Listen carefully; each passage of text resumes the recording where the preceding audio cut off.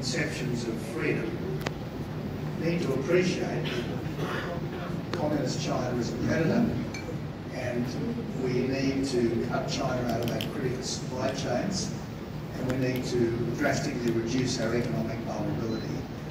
And tariffs are not the only way of doing that, but they are a very significant way, because they will obviously change the price differentials domestically, which China has taken advantage of very substantially over the last 20 years since being admitted by Bill Clinton into the WTO.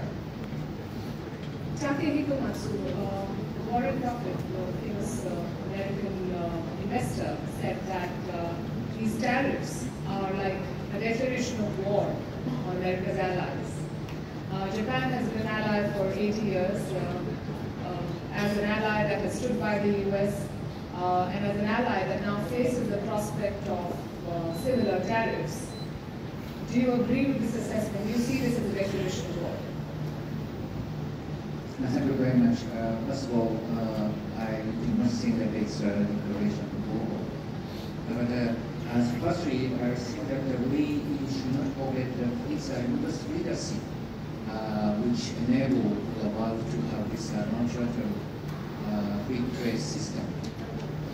Just remember that in a Cold War period, US opened their market, and together with the Western countries established that, and invited other countries to join this trading system and realize economic growth. And even after Cold War period ended, then Russia and then China was accepted to join this trading system, and not at that time as WTO. But as such, we firstly recognize that it's US leadership. And on the other hand, these days we are now facing the increasing geopolitical tension. Of course, tension between US and China, and Russian aggression against Ukraine, and the chaotic